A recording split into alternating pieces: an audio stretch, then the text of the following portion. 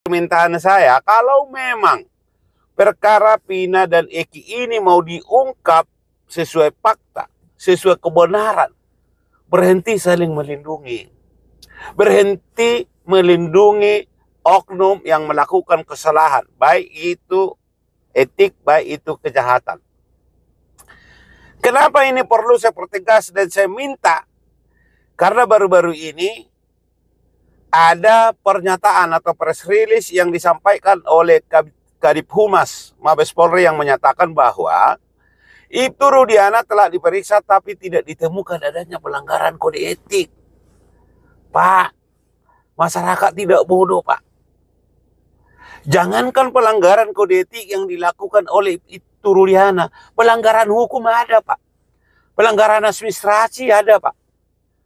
Mari kita berangkat dari pelanggaran administrasi.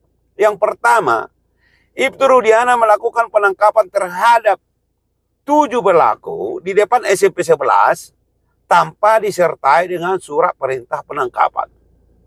Tanpa dilengkapi dengan surat tugas. Itu pelanggaran administrasi. Ya, yang berakibat kepada tidak sahnya penangkapan. Nah, kemudian pelanggaran hukum. Adanya penyiksaan, adanya mengkondisikan saksi, yaitu saksi Aib dan Melmel atau Liga Akbar. Sudah terbuka, Pak. Ya. Pelanggaran hukum yang lain. Terlebih dahulu dilakukan penangkapan, baru dibuat laporan. Lalu kapan dilakukan penyelidikan? Kapan dilakukan penyidikan? Yang keempat,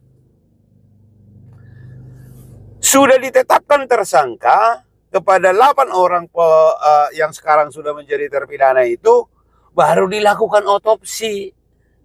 Yang seharusnya, Pak, menurut aturan hukum yang benar, buktikan dulu penyebab kematian. Kalau di situ terdapat adanya kejahatan yang mengakibatkan kematian itu, barulah dicari pelakunya gitu loh.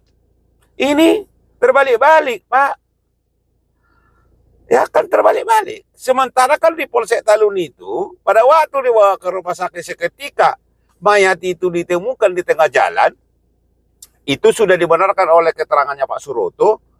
Itu kan sudah disimpulkan bahwa penyebab kematiannya itu ada trauma tumpul di bagian tengkorak belakang.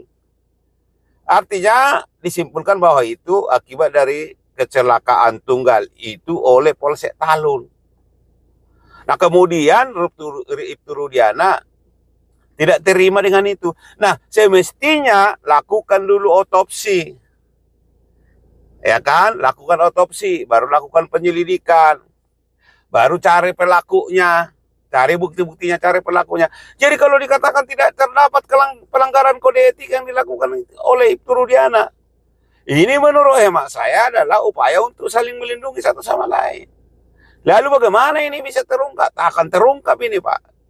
Oleh karena itu saya sependapat dengan apa yang disampaikan oleh Hotman Paris. Presiden harus turun, bikin tim khusus untuk menangani ini.